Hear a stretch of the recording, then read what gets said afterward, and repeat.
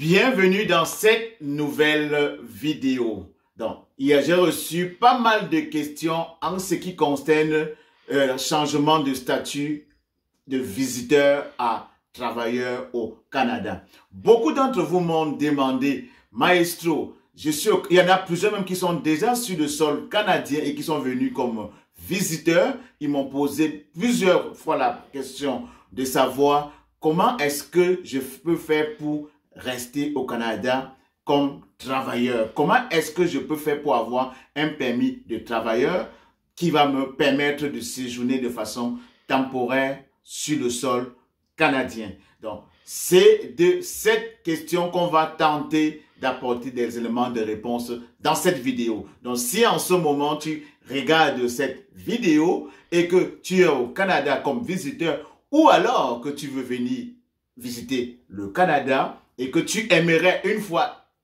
rendu sur place, tu aimerais décrocher un emploi qui va te mener à obtenir ton permis de travail, qui t'aidera également à travailler sur le sol canadien de façon temporaire. Cette vidéo est bel et bien pour toi. Reste scotché jusqu'à la fin et comme d'habitude, on va se retrouver après le jingle. Stay tuned!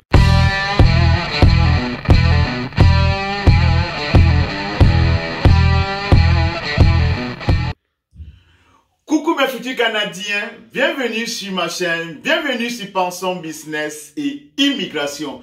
Très content une fois de plus de te retrouver en cette belle journée ensoleillée. Comme on dit ici au Québec, il fait beau, mais c'est frais. Comme pour dire qu'il y a le beau soleil, le dehors est tout éclairé, mais la météo ne rigole pas. C'est pas ça le but du sujet. Si tu arrives sur cette chaîne pour la première fois, je me dois de me présenter. Mon nom à moi, c'est Elvis Marcelin, communément appelé par les amis, par les potes, Bobis Marco, le maestro.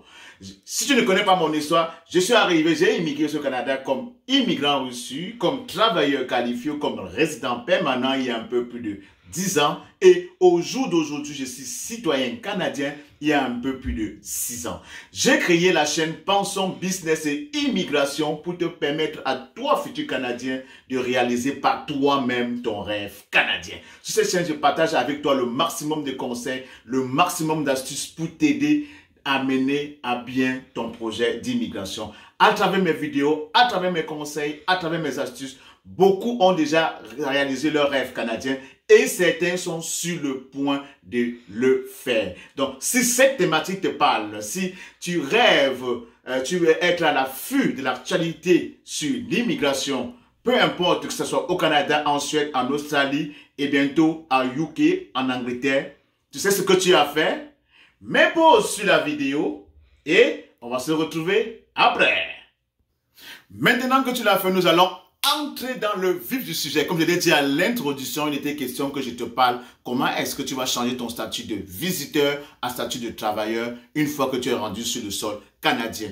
Dans un premier temps, ce que tu dois savoir, c'est pour obtenir un visa visiteur pour le Canada, même permis de résidence temporaire, ce n'est pas vraiment chose très compliquée. Et comme je l'avais dit dans l'une de mes vidéos, je vous avais un peu donné en détail les étapes à suivre pour pouvoir venir au Canada comme visiteur. Si tu ne l'as pas regardé, je laisserai justement le lien de cette vidéo en haut de celle-ci. Je t'invite fortement à aller la regarder. Et parlant de catégorie de visas visiteurs, au Canada, il en existe environ 4. Donc pour venir visiter le Canada, vous pouvez venir au Canada comme touriste pour des raisons familiales, pour des raisons pour affaires ou bien encore pour des raisons d'ordre humanitaire. Et généralement, le visa visiteur du sens, dépendamment de où tu es, dans quel pays tu résides, mais ça se situe généralement autour de 11 semaines à 6 mois. Et également pour les délais, j'avais justement fait une vidéo à ce sujet. Également, je laisserai le lien de cette vidéo en haut de celle-ci, parce qu'on se concerne les délais pour les visas visiteurs. Je t'invite fortement à aller regarder cette vidéo. Donc, maintenant que tu connais un peu les différentes étapes pour pouvoir obtenir le visa de visa visiteur, maintenant que tu es sur le sol canadien, maintenant que tu es en train de visiter le Canada, qu'est-ce qui te reste à faire? Tu veux rester, tu veux y séjourner en occupant un emploi de façon temporaire. En d'autres termes, tu veux avoir ton permis de travail. C'est ça, comme je vous ai dit, c'est ça le gros sujet de cette vidéo. Ce que tu dois savoir, c'est qu'une fois au Canada, généralement, les visas canadiens visiteurs ont une validité de 5 ans. Donc, ça veut dire que si vous postulez pour un visa canadien, mettons pour la période de 2023, ils vous donneront un visa de 2023 à 2028. Là, c'est pour entrée multiple. Mais cela ne veut pas dire que vous allez venir rester sur le sol canadien de façon illimitée pendant 5 ans. Quand un coup que vous entrez pour la première fois et que les agents frontaliers mettent un cachet déjà dans votre passeport, vous avez 6 mois. Donc, vous allez rester sur le territoire. C'est comme on peut dire, vous avez un séjour de 6 mois de façon légale. Si vous voulez séjourner plus de 6 mois, il va falloir que vous rentrez en contact avec l'immigration pour prolonger votre séjour. Bon, mais alors, si tu viens et que ton rêve n'est pas de faire les entrées multiples, ton rêve c'est de vouloir rester et travailler, la chose que tu dois faire, tu dois commencer ta démarche de recherche d'emploi dans les 3 premiers mois qui suivent ton entrée au Canada. C'est très très important. J'insiste là-dessus. Dans les 3 premiers mois qui suivent ton entrée au Canada, tu dois commencer ta recherche d'emploi. Et comment est-ce que tu dois faire? Je vais te donner des astuces, des petits conseils pour t'y prendre. Donc, comme je ne le dirai jamais assez, pour trouver un emploi, pour avoir un permis de travail, il te faut avoir un contrat de travail. Et pour avoir un contrat de travail, il te faut chercher l'emploi. Et tu ne sauras décrocher un emploi sans avoir apporté des mains ce que je dis habituellement, les 3 armes de destruction massive, qui sont quoi? Le CV canadien, magnétique et irrésistible, la lettre de motivation canadienne, magnétique et irrésistible, et enfin un profil LinkedIn qui canadien, magnétique et également résistible. Donc, quand tu es sur le sol canadien, même avant d'embarquer, avant de voyager sur le sol canadien, tu peux commencer déjà à faire tes démarches pour faire ton CV, ta lettre de motivation et ton profil LinkedIn. Un coup que tu vas être sur le sol canadien, il va falloir donc que tu développes les aptitudes, les habilités de quelqu'un d'assez motivé, quelqu'un d'assez persévérant, de quelqu'un d'assez dynamique dans ton processus de recherche d'emploi. Donc, avec ton CV, il y a différentes manières d'aller chercher l'emploi. Vu que tu es sur le sol canadien, tu as une légère longueur d'avance sur quelqu'un qui se retrouve encore dans son pays d'origine. Pourquoi? Parce que tu as devant toi toute une panoplie d'opportunités, tu as devant toi toute une panoplie de possibilités. Donc, avec ton CV canadien, qu'est-ce que tu dois faire? La première chose que tu peux le faire, tu peux passer par du référencement. Référencement, en d'autres termes, par du bouche à oreille. Si tu as des amis, si tu as des connaissances ici, si tu as des proches ici, tu peux leur en faire part. Tu leur demandes, est-ce que dans les compagnies ou bien des entreprises où vous travaillez, ou bien les hôpitaux, ou bien les établissements où vous exercez, est-ce qu'on n'a pas besoin de la main d'œuvre? Donc, admettons, si par exemple, vous êtes spécialisé en restauration, vous connaissez un ami, ou bien vous connaissez un ami qui connaît un ami qui travaille en restauration, vous pouvez passer cet ami pour envoyer votre CV et ainsi de suite. C'est de cette raison que je parle du référencement, un peu comme pour dire du bouche à oreille.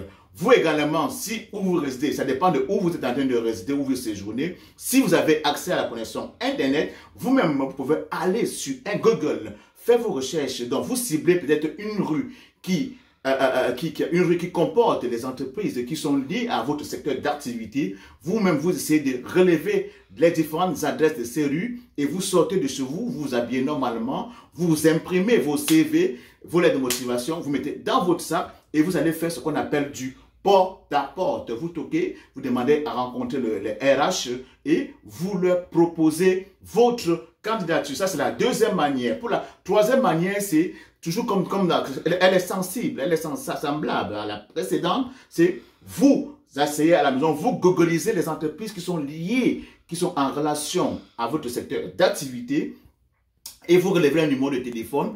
Vous essayez d'appeler le maximum. Vous devez le faire au quotidien. Vous devez le faire tous les jours jusqu'à ce que vous décrochez une entrevue. Vous les appelez et vous leur proposez votre candidature en leur demandant si ils seront intéressés. Si c'est oui, vous leur envoyez votre CV et vous attendez pour voir s'ils vont vous convoquer à une entrevue. Ça, c'est pour la troisième manière. Et pour la quatrième manière qui est, selon moi, la plus fiable, la plus rapide et la plus efficace, c'est avec la connexion Internet, si vous avez accès, c'est d'envoyer, de cibler, d'aller répertorier les entreprises qui sont liées, si c'est des restaurants, si c'est des entreprises d'entretien ménager, si c'est des hôpitaux, si c'est des établissements d'enseignement, vous allez répertorier et vous allez envoyer vos CV en ligne. Pour la cinquième, et ma foi, je vais me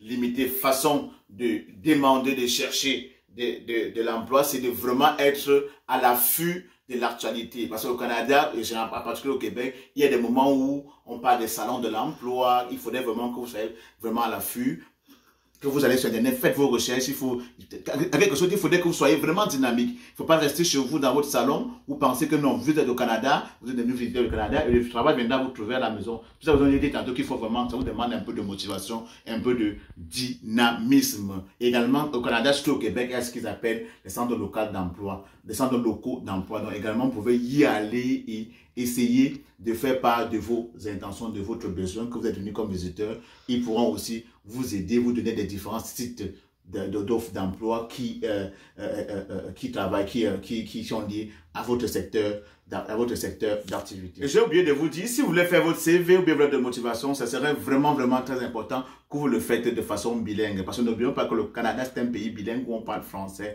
et anglais. Même au Québec, où nous sommes présents, où je suis en ce moment, ils disent que c'est une province francophone, mais au Canada et au Québec, tenez-vous tranquille, la majorité des entreprises, la majorité des compagnies ont besoin des candidats qui savent parler anglais. Et quand je dis parler l'anglais, ça ne veut pas dire forcément que que votre anglais doit être excellent. Si vous avez un anglais qui est fonctionnel, ce qu'on appelle anglais intermédiaire, que vous savez communiquer, vous pouvez entendre, vous pouvez répondre aux questions, là c'est correct, vous pouvez vous aventurer. Donc très important, si en ce moment tu es dans ton pays et que tu veux venir travailler au Canada, commence déjà à étudier. Si tu ne connais pas parler anglais, commence déjà un peu à prendre des cours pour avoir les notions de base en anglais, etc. Ça va te permettre vraiment de démarquer les autres candidats qui sont purement francophones. Et également, si tu es au Québec, pour moi, ça suffit que tu as un visa pour entrer au Canada. Si tu atterris au Québec et que tu cherches à travailler, pour moi, c'est qu'il ne faudrait pas rester simplement focusé, rester borné à travers la province du Québec. Pourquoi? Parce que la plupart des temps, les démarches pour le permis de travail au Québec sont relativement longues. Pourtant, si vous essayez de décrocher un emploi qui va peut-être mener à un permis de travail hors Québec, un peu comme en Ontario, cela peut se voir un peu accéléré. Pourquoi? Parce que dans les provinces autres que le Québec, dans les provinces anglophones, il y a un certain avantage pour les candidats francophones. Pourquoi? Parce que les candidats francophones qui demandent un permis de travail dans une province anglophone, ils sont exempts du code EIMT, ce qui fait que ça peut accélérer un peu leur processus de permis de travail. Et généralement, le processus de permis de travail dure, ils disent dans leur site que ça dure environ 30 jours, c'est-à-dire l'équivalent de 30 jours ouvrables, c'est-à-dire l'équivalent de 6 semaines. Donc, si vous arrivez au Canada, c'est la raison que je vous ai dit, d'entrée de jeu, il va falloir que vous faites votre demande, vous commencez à faire vos recherches d'emploi qui va vous aider à avoir votre permis de travail. Dans les 30 premiers jours qui suivent votre entrée au Canada, pourquoi? Parce que vous voyez déjà qu'avec le permis de travail, ça prend relativement 6 semaines.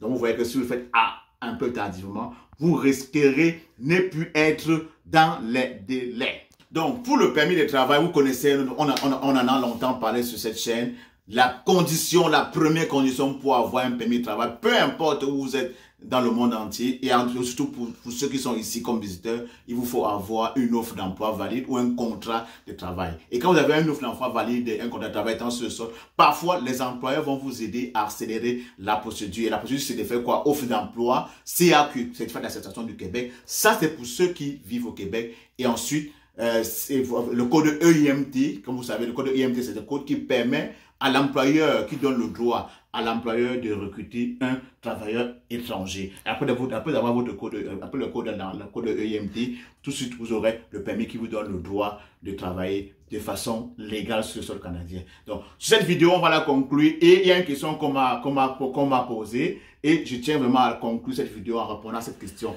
Est-ce que, vu le fait que vous êtes sur le sol canadien comme visiteur, est-ce que vous avez la priorité ou bien est-ce que automatiquement, si vous demandez un permis de travail étant sur le sol canadien, on va tout de suite vous l'accorder?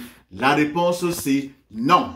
Pourquoi? Parce qu'il y a beaucoup d'autres paramètres qui rentrent en jeu. Donc, j'espère que j'ai répondu à la question que l'un d'entre vous m'a posée. Donc, on va mettre fin à la vidéo concernant changement de statut de visiteur à travailleur. Et j'espère vraiment qu'elle t'a beaucoup édifié et qu'en ce moment, tu as trouvé le maximum d'informations par rapport à tes questions. Donc, comme d'habitude, si tu as des questions, si tu as des questions à nous poser, peu importe l'actualité, peu importe le domaine, que ce soit l'activité liée à l'immigration, la vie au Canada, comme on le dit, tout l'intégration au Canada, laisse-nous-les en commentaire, ça nous fera toujours plaisir de te répondre. Et tenez-vous tranquille, comme je vous ai dit, tous vos messages sont lus avec beaucoup d'attention. Les réponses viendront sous peu. Et en retour, pour nous dire merci pour le contenu qu'on partage avec toi au quotidien, on va te demander, comme d'habitude, 4 petites choses. T'abonner, liker, partager, surtout de cliquer sur la cloche de notification pour ne manquer aucune de nos nombreuses vidéos. On va se retrouver à très bientôt. Salut!